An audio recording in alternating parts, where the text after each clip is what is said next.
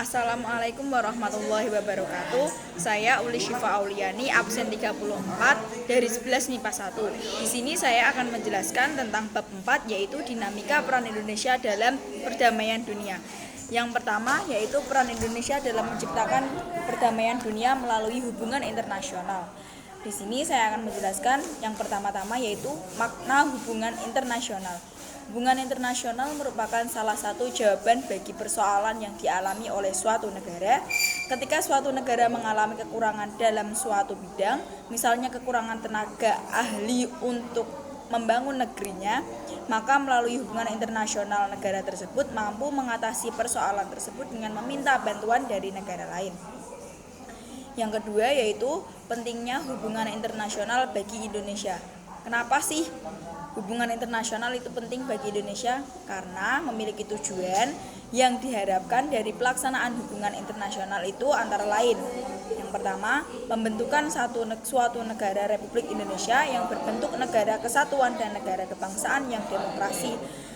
Pembentukan satu masyarakat yang adil dan makmur secara material ataupun spiritual dalam wadah NKRI. Yang ketiga, pembentukan satu persahabatan yang baik antara Republik Indonesia dan semua negara di dunia. Dasar kerjasama adalah membentuk satu dunia baru yang bersih dan imperialisme.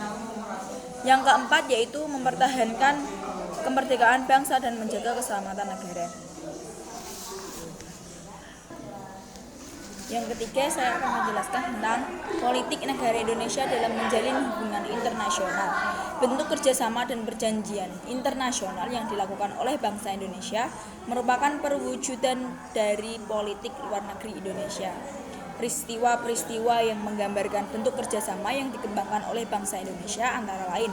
Yang pertama adalah Indonesia menjadi anggota PBB yang ke-60 pada tanggal 28 September 1950. Yang kedua, memprakarsai penyelenggaraan KAA tahun 1955. Yang ketiga adalah keaktifan Indonesia sebagai salah satu pendiri GNB, Gerakan Non-Blok, pada tahun 1961, bahkan pada tahun 1992, dan konferensi negara-negara non-blok yang berlangsung di Jakarta itu Indonesia ditunjuk sebagai ketua GLB.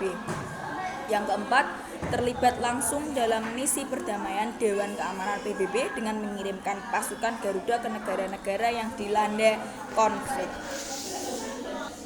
Dan yang paling kita ketahui dan yang itu yang terakhir yaitu Indonesia menjadi salah satu pendiri ASEAN. Yang B yaitu peran Indonesia dalam menciptakan perdamaian dunia melalui organisasi internasional.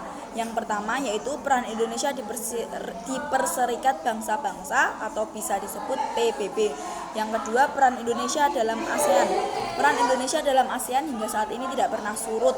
Bahkan ASEAN menjadi prioritas utama dalam politik luar negeri Indonesia.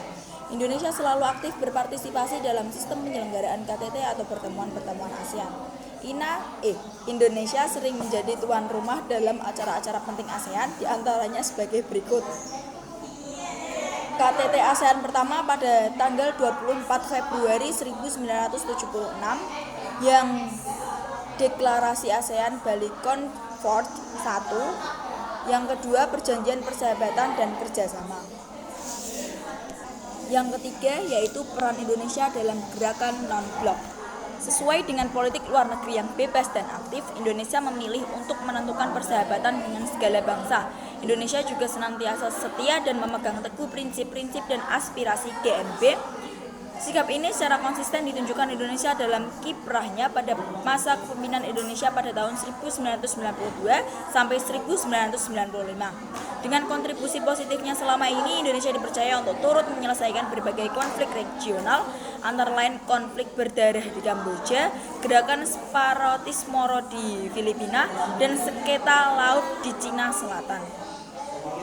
Sekian yang bisa saya sampaikan, kurang lebihnya minta maaf. Wassalamualaikum warahmatullahi wabarakatuh.